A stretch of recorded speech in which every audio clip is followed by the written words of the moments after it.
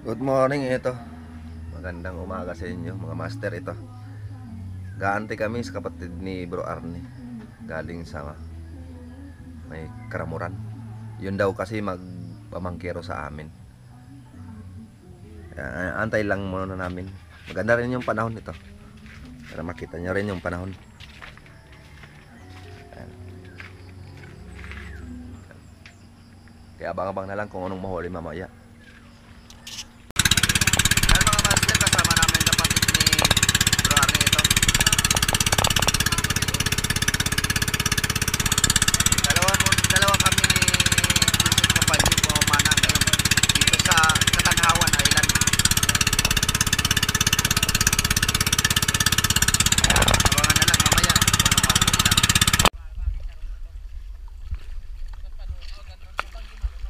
Master, at 3 na tayo. Nabota kami ng alas 8. Maganda ito yung kay Goya. Kaya sana makarami.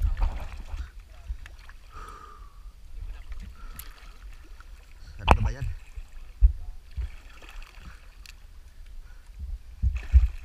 Let's go! Dito nga mga master, inabutan kami ng tanghali kakantay sa kapatid ni Bro Arnie na si Kuya Onyo. Unang sisid natin, dito muna tayo sa medyo mababaw kasi warm up muna to.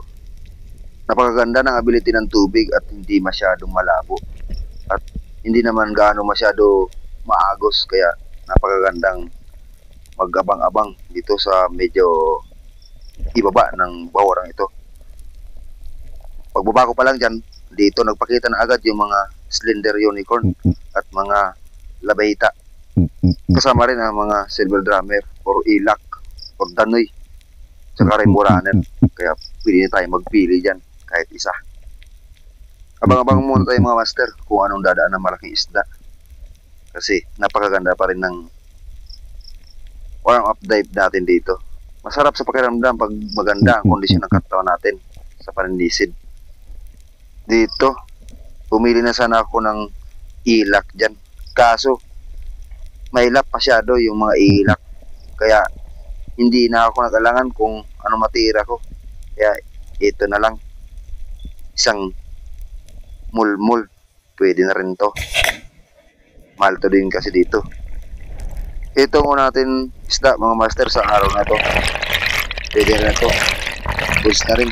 Maabot rin to ng 3 kilos. Laki na.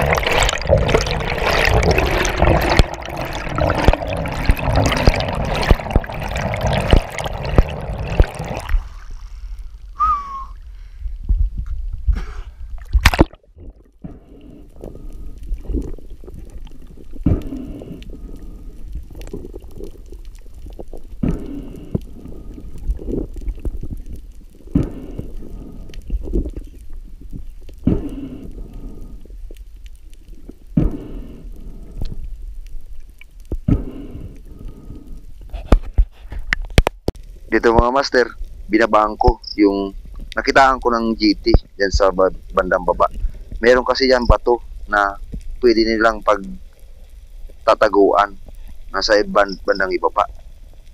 Dito lang tayo sa bandang ibabaw kasi kita naman yung isda kung talagang dadaan dyan sa may batong yan. Pakalapag nga dyan, ayun, lingon-lingon tayo kung anong dadaan na isda.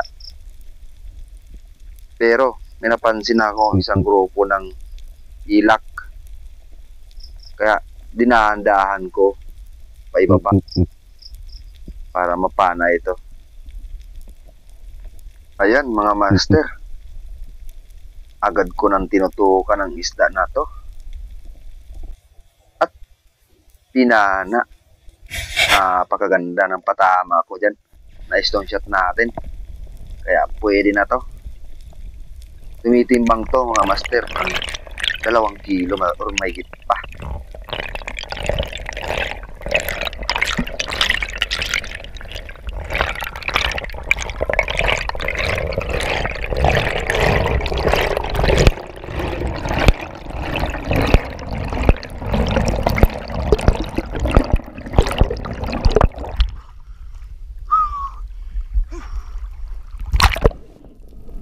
Napakasarap tong isda na to sa sinigang.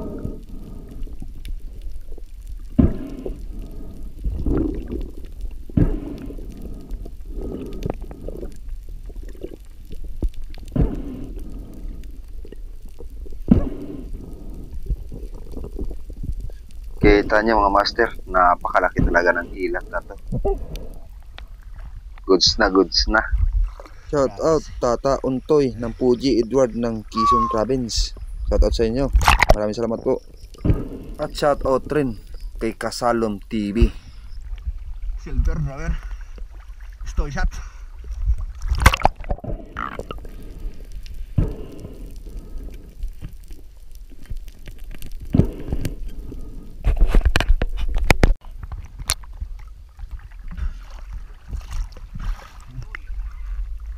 Hula.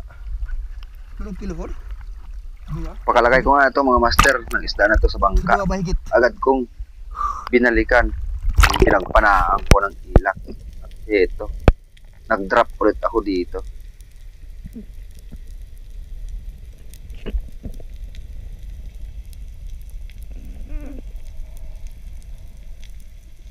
Napansin ko mga master na nandito yung kasama na ilak na pinana ko.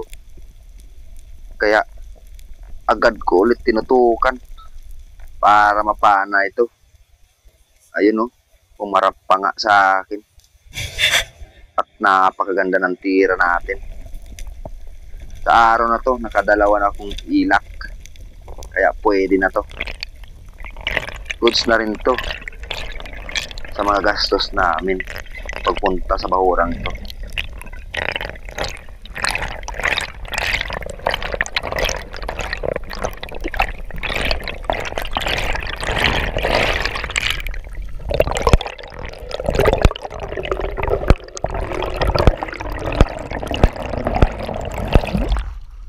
Shout out Ednor Cabran at Pilma Cabran ng Cavite City. Shout out sa inyo. Maraming salamat po.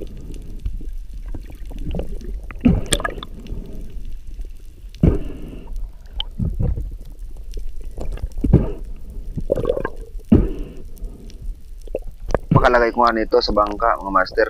Agad nagyaya si Joseph Cabanyong, nalipat na kami ng bahura. Kasi medyo may kailapan na isda dito. Aduh, puro. Lipat kami doon sa bandang unahan ng islang ito. Doon kasi kami nakakahuli ng tanigi. Ito, nakarating na kayo mga master. Di na ako nakapag-video sa paglipat namin dito. Agad na pala ako bumaba dito kasi napakaganda talaga ng ability ng tubig. Sobrang linaw at hindi naman masyadong maagos. Kaya nag-abang-abang na tayo kung anong dadaan na isda dito.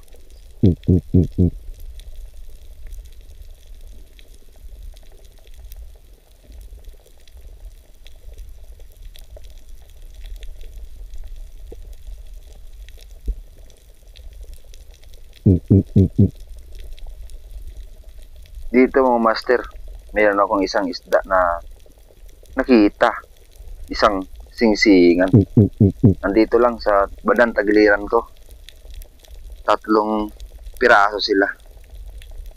Pero pumili ako ng medyo malaki-laki kanila. Tagal natin pag-antayin kung anong dadaan. Ito na lang talaga ang pinili ko. Kasi medyo matagal na tayo dito sa ilalim. Kaya agad ko nang binana ito. Napakasarap to mga master sa ihaw.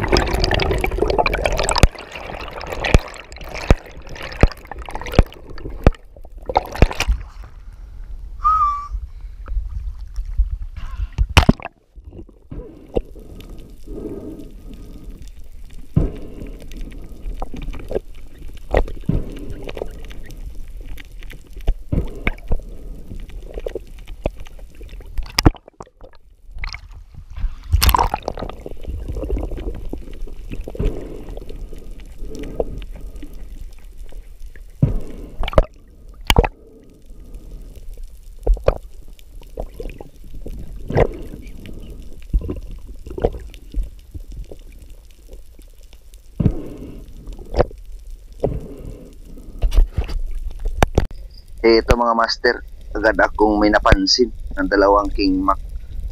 Ang isa dyan, medyo maliit. Ang tinutukan ko talaga, yung malaki. At agad kong hinansign, baka lumingon. At itong nangyari. Natira natin, pero napataas yung patama natin sa isda na to.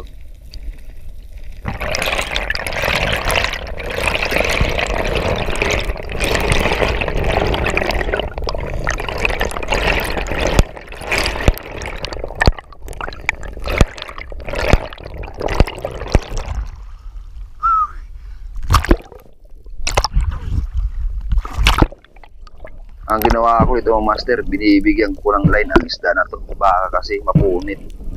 Medyo nasa taas ang tama ng paa natin sa isda na to. Kaya hindi ko masyado hinihila ang isda na to. Agad ko tinawag yung bangka na tawagin yung kasamahan ko para makahingi ako ng second shot. Kasi sayang naman kung makakawala lang to. Malaki na to mga master ang isda na to. Tumitimbang na to ng 6 na kilo.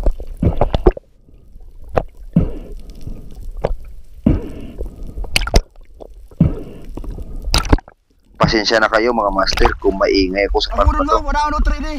Di talaga ako mag-alangan kasi baka makawala lang ang isda na to.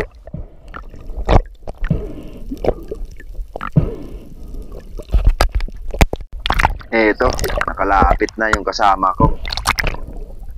At hinihila ko rin ng paunti-unti ang isda na to para agad niyang mapana. Pagmasdan kung paano nangyari yung pagpana niya, di pa tinamaan.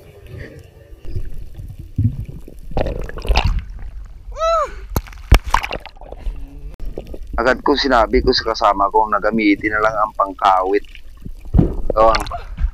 Kung mag-unload pa siya ng pana niya, baka matagalan.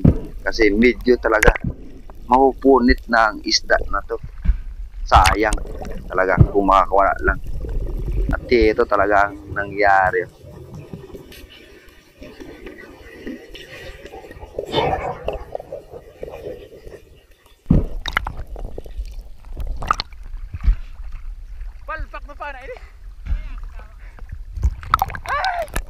Maraming salamat to talaga sa biyaya na binigay sa amin sa araw-araw.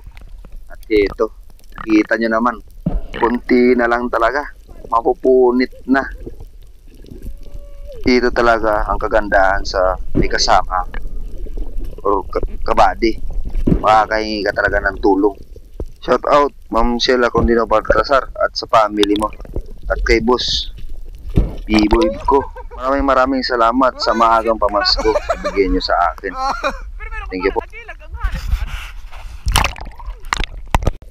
Binalikan ko ulit itong pinagpanaan ng King Mac na to. Kasi daanan talaga to ng malalaking isda. Gawang ang dami ditong bitfish or mga dalagang bukid na paghahantingan ng malaking isda. Dito rin ang mga labayita o surgeon fish, slick unicorn, magkakasama silang lahat. Eto, nasa harapan ko na yung mga slick unicorn at saka surgeon fish. Hindi muna ako pumana yan kasi nagantay-antay pa ako kung may dadaan naman. Nasa Banandulo pala ako ng bahurang ito kasi daanan talaga ito ng malaking isda. Dito sa tagal natin pag-aantay, pumili na ako ng isa dyan sa grupong yan. At inantay ko talaga na magtabi-tabi para dalawa tayong patama. At ang nangyari, maliit pa ang tinamaan. Sayang, yung malaki nandun sa likuran. Di inabot ng shafting ko.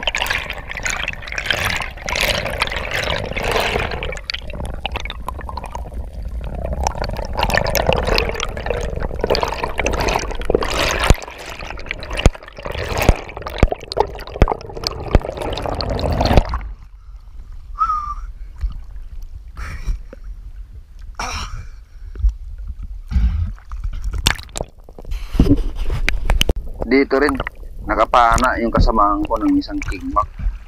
At napakalaki nito. Kaya sa araw na to, ang huli namin ng kingmak, dalawa na. Kaya pwede na to. Nakula na no. Shout out sa'yo, Dante Aguilar.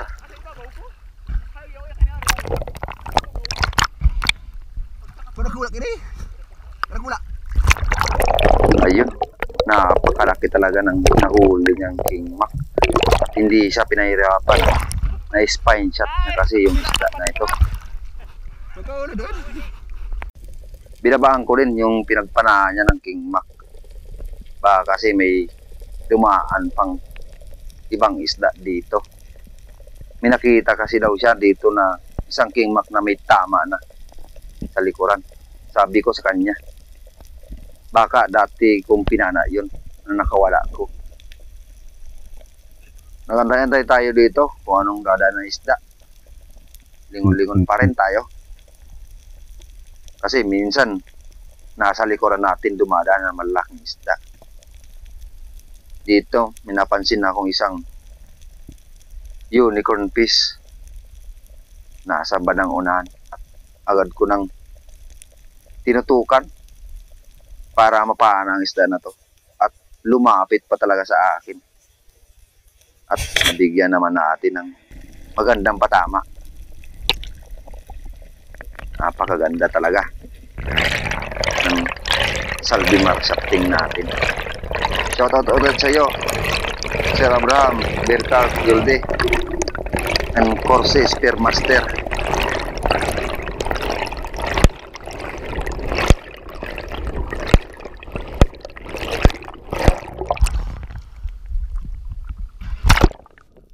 Malaki nito mga master ang sunghan na to or unicorn fish. Tumitibang na itong mahigit 2 kilo. Kaya goods sa goods na rin ang huli namin sa hapon na to. Kaya pwede na.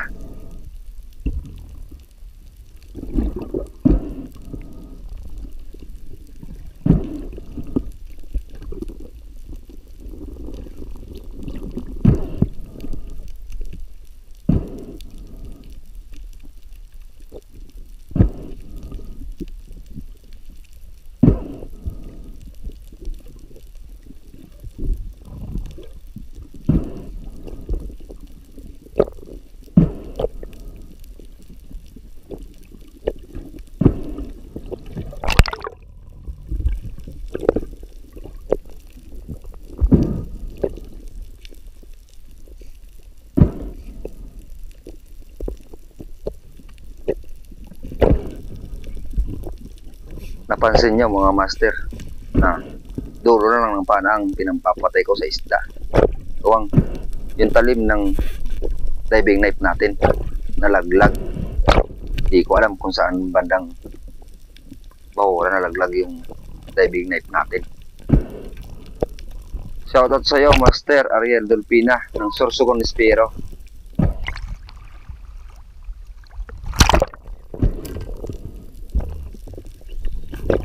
Pakalagay ko nga ito sa bangka mga master, agad ako sabi sa kasamahan ko, nalilipat na kami. Kung lumalakas na ang alon. Maliit kasi yung bangka na ginagamit namin. At dito, nakarating na kami dito sa bandang gilid. Tinatawag na Ilcano. Dito rin kasi dumadaan ang mga kingmak. At marami din dito mga surgeon fish at saka unicorn fish.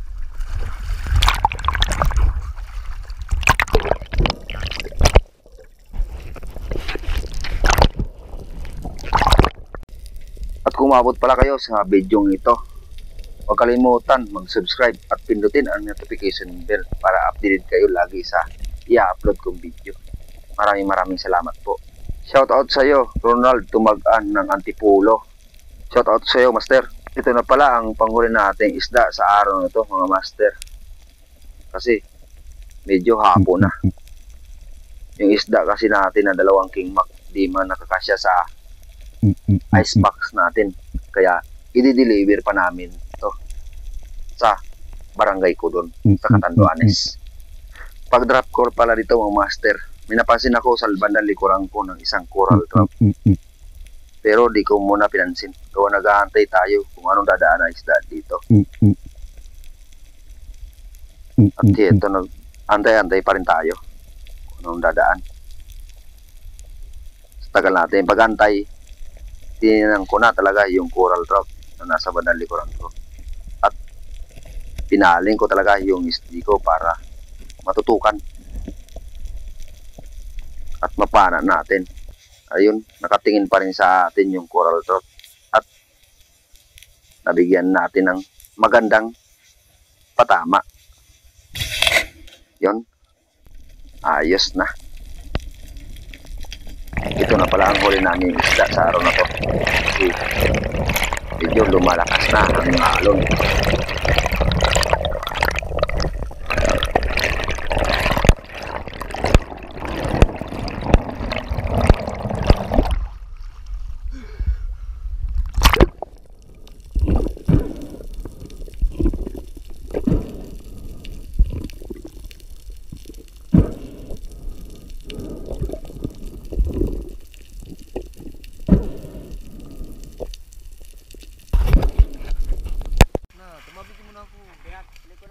Huli namin dalawa ni Diyos Kabanyog. Ito, kanya, malaki. Sa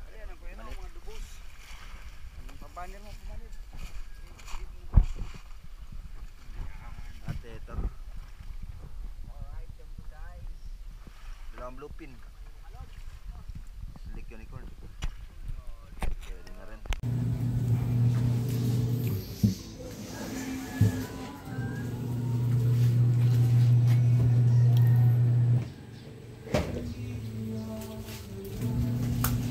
Yun mga lods, ito yung huli natin ngayon. Iyo.